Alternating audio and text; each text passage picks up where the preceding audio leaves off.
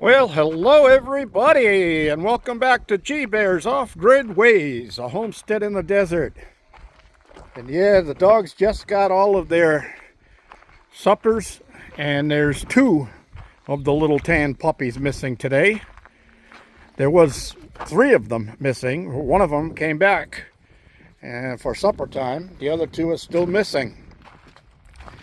Don't know where they're going, but we'll see if they show up for breakfast. Anyway, everybody's here enjoying their chews, and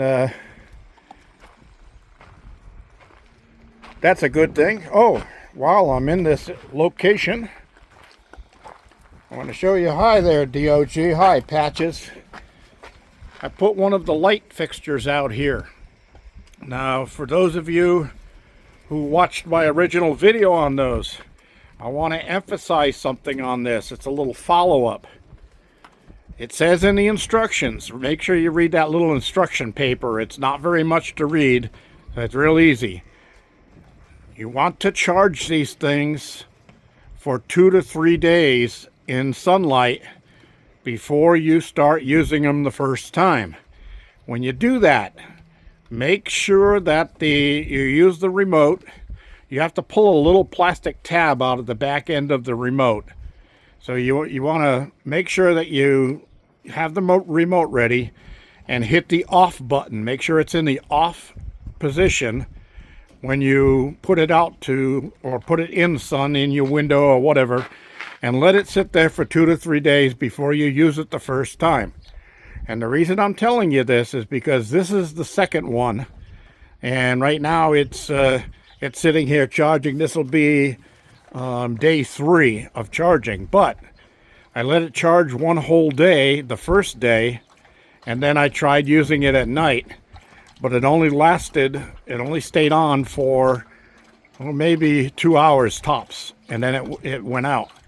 So you got to make sure that you put it out for the 2 to 3 days and fully charge the battery before you use it the first time. Just make note of that, okay? Otherwise, great idea here. I set it here because if I set it up there, it sits on the wrong side of the cabin to get sunlight during the day. And even if I put a little extension under the gutter, the solar panel would be facing away from the sun. So it wouldn't work in that position. Now, I could put it up on that corner up there, but I don't need to light up that area. I want to light up this area out front here. So when I have people over and we're sitting inside the cabin and watching a movie or something, and it gets to be after dark and they want to leave and go home, I can turn a light on so that they can walk outside in the light and not be in the dark. So that I had that little button light up there, but it just didn't do the deal, and it doesn't even turn on anymore. So this one, I've got one of the lights pointing straight down to light this area down here. I've got one pointing out that way to light out that way, and then this one will bounce off the van and give quite a bit of light out here. It'll also let me come out at night and go into the van because it'll light up the van when I open the doors. Pretty cool. Oh, excuse me. Pretty cool if you ask me. So tomorrow's the big day. Our lawyer's got a court date with probate court to put these, I hate calling them executor. I have to say phony executors. Up on the line and say, okay, what's going on here? Why is it taking you so long? You admitted months ago that the money and everything was there, and you haven't issued it yet. What's your problem? You know, what's going on? I think even after I do get my money, I don't know about the others. I hope they follow suit with me. But I think even after that, I'm going to request an investigation into these two guys, these two lawyers, for their dealings in the last 4 years that somehow put them as recipients of all of this money that my friend Bill had left behind, and his real estate. And there's something wrong there. It just does, nothing is that easy. It just doesn't seem kosher to me. And I'm sure I'm not the only one. And I'm not accusing anybody of anything, but I'm saying that I just can't wrap my mind around whatever they did to get into this position, and then end up being the same two guys in charge of being the executor and the estate attorney. Something doesn't sound kosher there, and I think an investigation would probably be necessary. I think justice should be served there somehow, and I'd be happy to see it served somehow. Anyway, let's get away from all of that. It makes me angry and makes me want to stay up at night and spit bullets, because boy, am I pissed off. I've knew my friend Bill for nearly 40 years, and my friend Bill never had bills. He never had creditors. He didn't owe anybody anything. He was a guy that the electric bill would come in the mail. He'd go into the house from the mailbox, sit down, open it up, write a check, and put it back in the mail. That fast.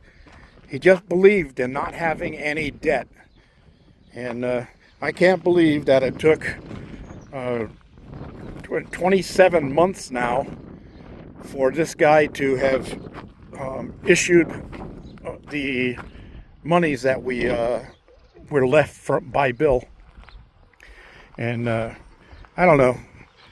You guys figure it out. Let me know. Anyway, the winds did calm down a while today, but now they're coming back up, as you can see by the turbine and the flag, or what's left of my flag.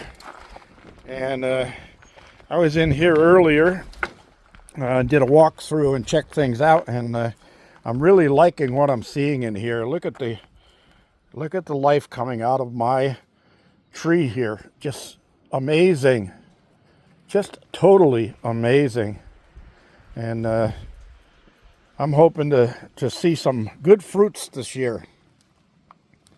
And look at the garlic. It's doubled in size since yesterday.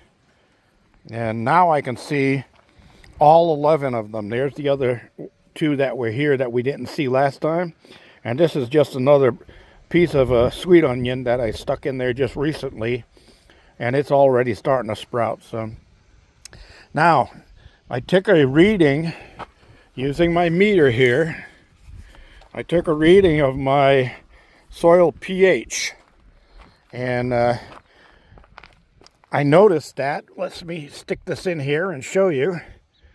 Okay, so the bottom dots, the red dots down here, that's pH. And it's showing right now that it's just a little bit over 7, which makes it very alkaline. And I want it to be closer to 6.5 to 6.8. So